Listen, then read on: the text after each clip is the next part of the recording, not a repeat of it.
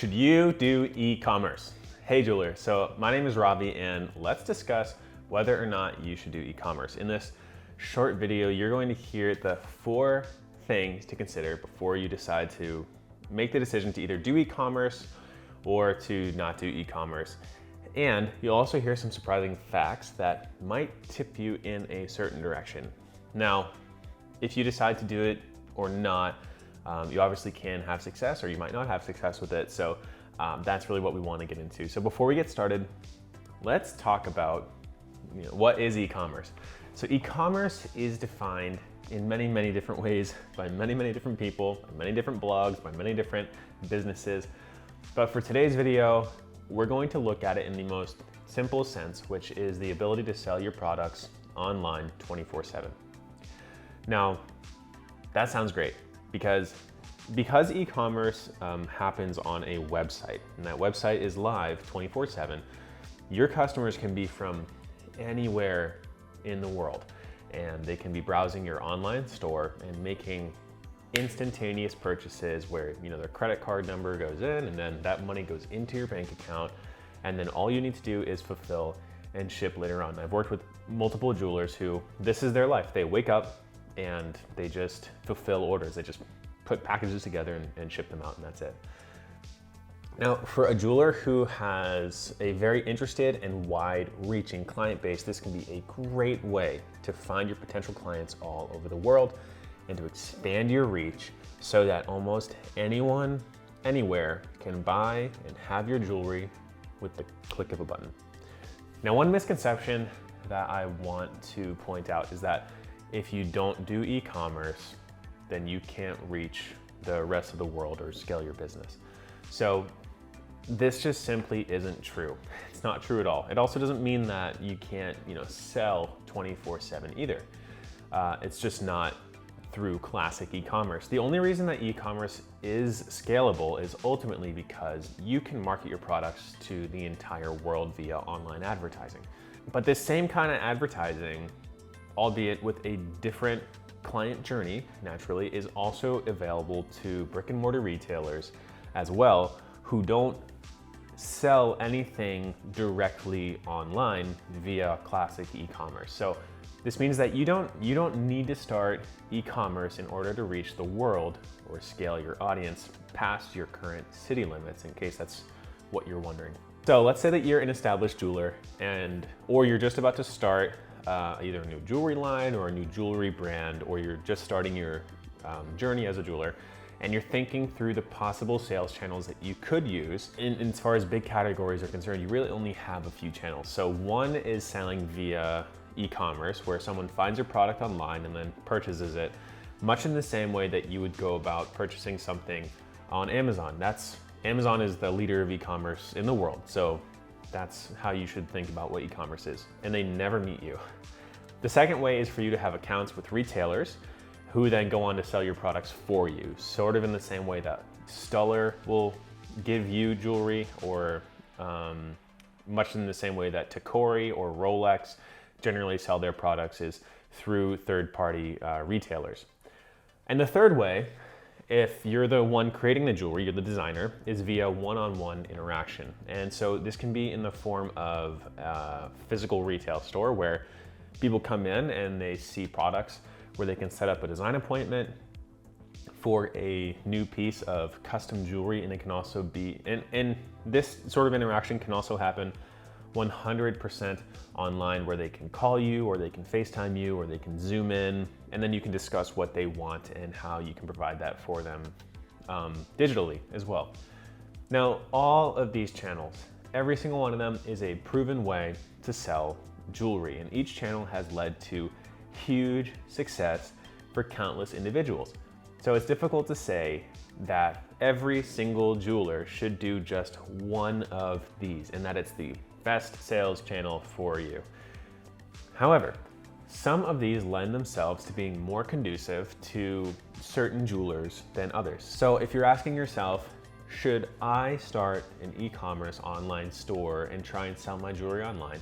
Here are 4 things that you should consider before making that jump. So number 1 is, do people already buy your type of jewelry online? Now, since jewelry is such a huge topic, we can't cover every single kind of jewelry naturally that a person could be making. But suffice it to say that there are some types of jewelry which are better for e-commerce than others.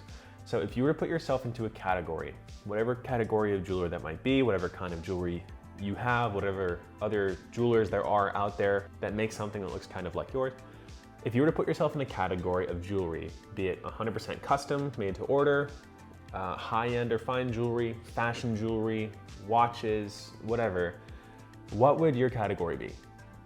And then can you find many other jewelers in at least a similar category who are running successful e-commerce stores? It's not to say that it can't be done if you can't find them, because everyone has to be the front runner in some way.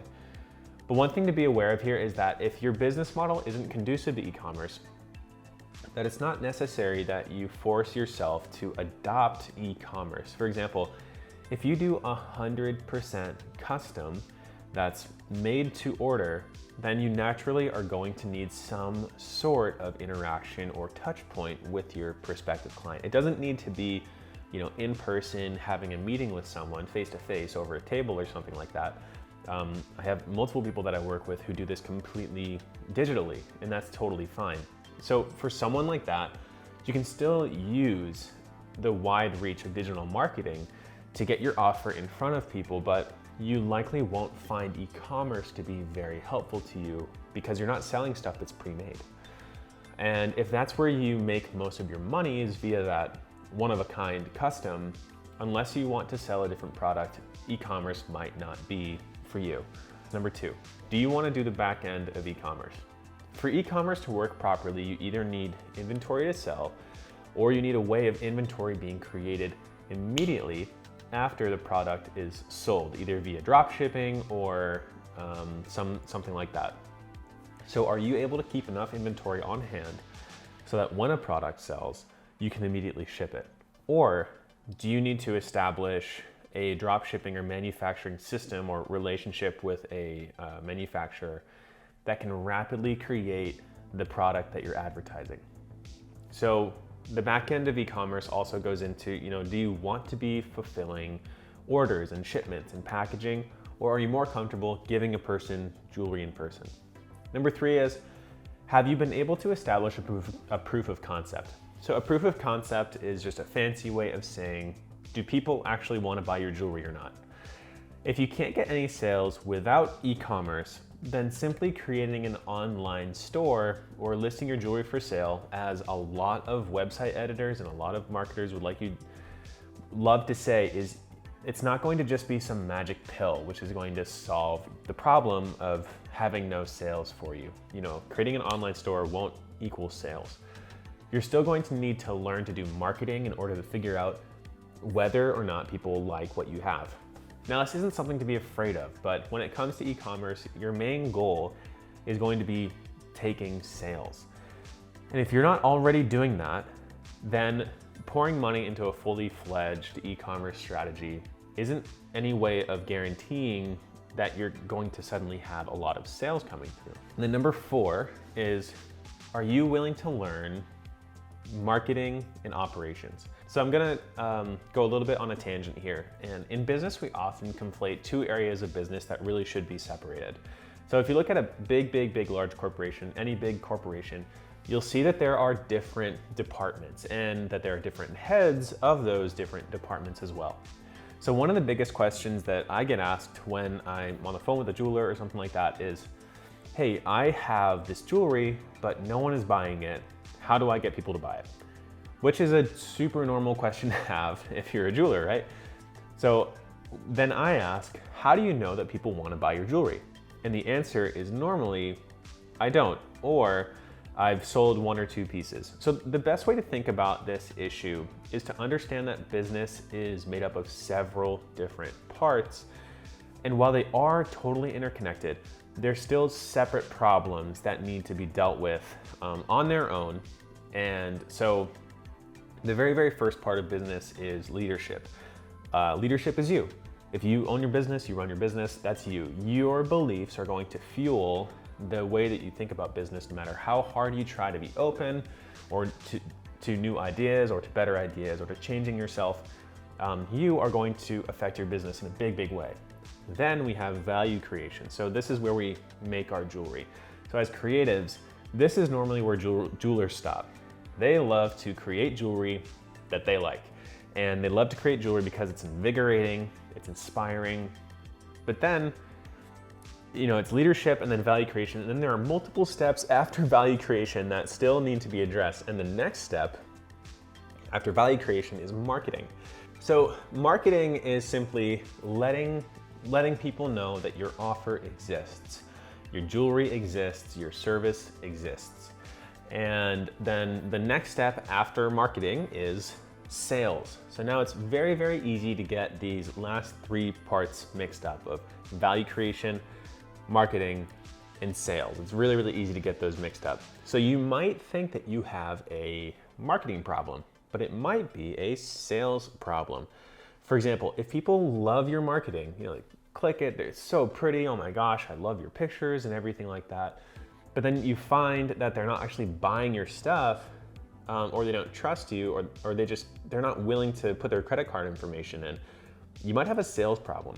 Or you might think that you have a marketing problem, but you really have a value creation problem, which is like, for example, if you've got a very, very unique, very artsy style or line of jewelry, and your goal was to be as unique and out there as possible and push boundaries, and now you find that not a lot of people want to buy your jewelry, then you might think, well, this is a marketing problem. I need to find the right people for this jewelry, and that absolutely could be a potential problem, but in reality, it might be a value creation problem. You're creating jewelry that nobody ever asked for. But when you do have a product that sells super, super well, your problem isn't going to be getting your jewelry sold, but just simply getting the word out there to enough people and keeping enough inventory to fulfill all of the orders that you end up getting. So those are the pieces of the jewelry business that force you to be really, really analytical and scientific. And many jewelers and creatives find those processes to be boring, or they find them to be really, really confusing, and then it's like they're trying to climb a mountain and they don't know where to start. That's why we created Jewelry Marketer Pro in the first place. But e-commerce can be an amazing avenue for jewelers to sell their jewelry without them needing to be present at the time of the sale. But I want to just offer a few interesting statistics that I personally was surprised by when it came to e-commerce, when we were starting to do this for my family's store, and then for multiple other clients afterwards as I was starting to do research. Just some things that I learned that I thought were really interesting.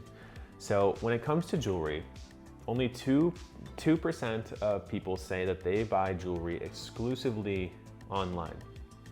This means that 98% of the world is still looking for a physical product that they can see, they can touch, that they can feel before they purchase it when it comes to jewelry.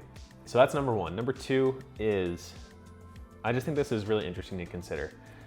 So the world's most successful e-commerce specialist had an interesting experience with selling jewelry via e-commerce. So if you read the book, The Everything Store, which I would, if you like reading, I would say read it. It's not really invigorating, but you're going to get to a part where they talk about one of the biggest failures that Amazon.com ever had. And it's something that to this day, Jeff Bezos apparently is still annoyed about. So Amazon wanted to break into and win the fine jewelry market. So they created an entire section, I believe it was back in like 2011 or 2012. They created an entire section dedicated to selling fine jewelry and even creating a complete custom online jewelry experience. So the already wildly successful Amazon team poured millions and millions of dollars into designing and optimizing their e-commerce store for fine jewelry, and yet, to their demise, it was a complete failure. They could not get people to want to buy high-end jewelry online, no matter what they did, no matter who they partnered with, no matter what. Now, this isn't to say they didn't sell any high-end jewelry. They probably still sold more high-end jewelry than any of us could ever dream of. But still, they spent millions and millions and millions of dollars, and we get to learn from the most successful e-commerce giant in the world and the fact that they couldn't get high-end jewelry to sell at a profit via e-commerce. Now, this isn't to say that you can't do it. You know, you go to netaporter.com or something like that, and you can tell that there are a lot of these boutique jewelers with extremely high-end jewelry that's for sale online. I don't know their numbers, so people are trying to do it though. And it's not impossible, but something does seem to happen when you cross that threshold from under $1,000 to over $1,000. More trust needs to be built for the sale to go through. And oftentimes it helps to have some sort of human interaction, which classic e-commerce doesn't provide. You don't meet people, you don't talk to people. Now, if you sell items under $1,000, especially under $250, then you are in that impulse buy category. And this is normally where jewelers find the most success with e-commerce. This is why some people can be so successful with Etsy, so successful with their Shopify sites. But I hope that's helpful. If you agree or disagree, then go ahead and let everyone know in the comments. And if you have found success with high-end e-commerce, I'd love you to share your story. And maybe we'll even make a training together to help other jewelers do the same. Also, if I missed something that you'd like to mention, then also bring that up below as well. As always, have fun collaborating with one another. Let's learn from each other and let's push each other and let's sell more jewelry. Thanks.